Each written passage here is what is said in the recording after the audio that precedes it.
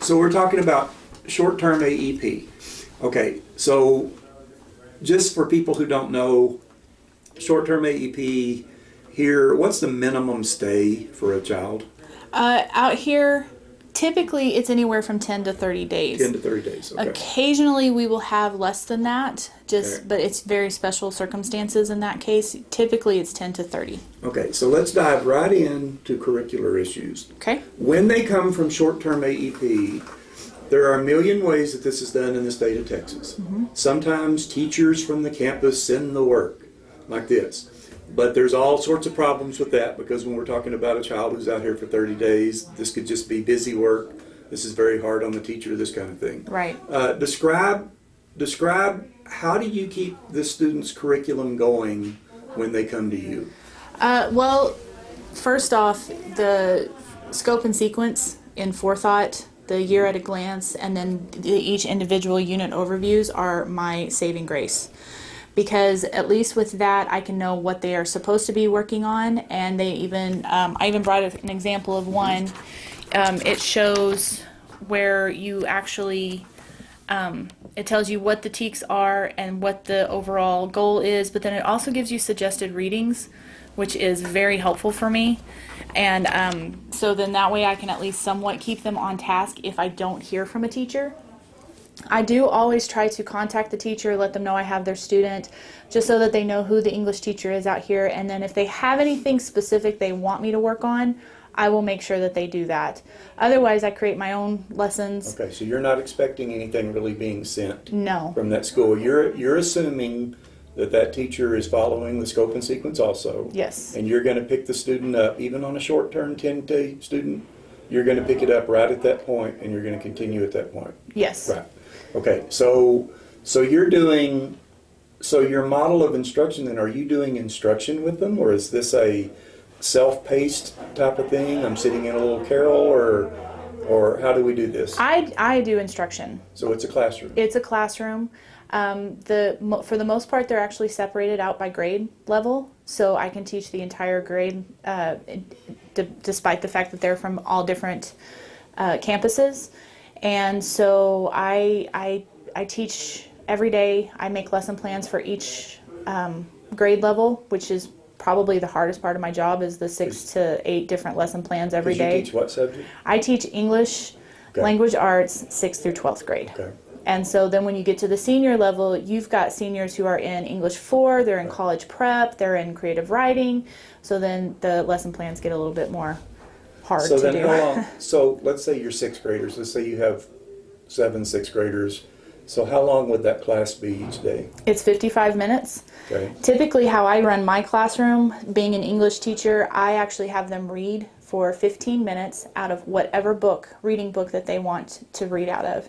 And we have a pretty decent selection of books for them to choose from, and I have books in each room per grade level. And so they read for 15 minutes, and then they do a reading log for me. And then we dive straight into whatever lesson plan I've created based off of the scope and sequence, year at a glance. And then I typically even do my own grading, and then I send the grades to the teachers. Now, if a teacher actually sends me work for them, then I will have that student work on that individual work. Sometimes I will actually incorporate that work into the entire class, and the entire class will do that work because I think it's a great lesson plan. And so I'll actually use it, and then that way I can actually help the student who's supposed to be working on it, but also teach the entire class. And I think it helps both the students who weren't given the assignment, but it also allows me to help the student who is also given the assignment. Because sometimes it's hard when I've got multiple different assignments going on in the class for me to get to every student and make sure that they understand what they're supposed to be working on. So sometimes I'll just steal the lesson plan and use it for the whole class, Okay. which is pretty beneficial. So is this pretty much the model then in the core subjects? I mean, it is. I believe that, so. That they're having a science class, they're having a social studies class. Yes, things absolutely. Like this in the core subjects. And y'all are teachers and you're getting to do that then. Okay. Tell me then about assessment. I mean, and I'm just talking about your regular, how do you assess, knowing you're going to have students that are in and out at this point, how are you assessing for learning? That's the hardest part of my job, just because they are here for such a short time, I don't really have any way of knowing. It's really hard for me to determine where they are before they came in versus when they leave. So I try to do stuff like, I pay pretty close attention to them. I have them write a lot and work on their writing quite a bit. The other thing that I do on Fridays, which sounds very weird, but we do grammar on Fridays because our classes are a little bit shorter. So I find these little articles that have like 10 grammar mistakes, and they have to try to find all 10, and then we go through it together and we talk about it. And my students get more out of that, I think, than anything. And I can actually watch their writing improve after we've gone over some of those grammar rules just by doing those grammar slips and different things like that. So that's kind of how I do my assessments as much as possible. If the teachers are communicative, which some are, some aren't, I can get an idea of kind of where they're at, because some teachers will actually tell me, and they'll even say, can you please have them work on this? This is what they're really needing help on while they're out there and stuff like that, which is very beneficial because then I can actually do that for that student. But because of the way I teach my class, we do a lot of talking. We read together and then we discuss. There's a lot of discussion. So it allows me to check for understanding very easily. And that's probably where my biggest assessment comes from, is just in the discussion after we read, to make sure that they understand what they've read and that they get what the purpose of the reading was for. So I want to talk about data, and I want to talk about it in the standpoint that when a student finishes here and finishes your class and is ready to go back, how do you report back to that teacher what has occurred here?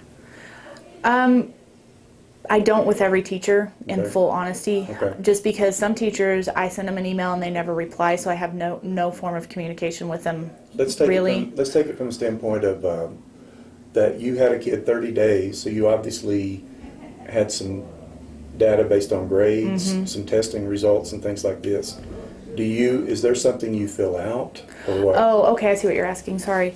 Actually, we send out grades every 3 weeks. We send our grades to the schools a week before their grades are due, Okay. is how we do that. And if there's anything significant about their grade, like they have 100, which is not normal, then we'll say, they only had one grade, that's why it's so high. Or if it's significantly low, we'll put in the comments something to the effect of, they refuse to do work, so they receive zeros, or something to that effect.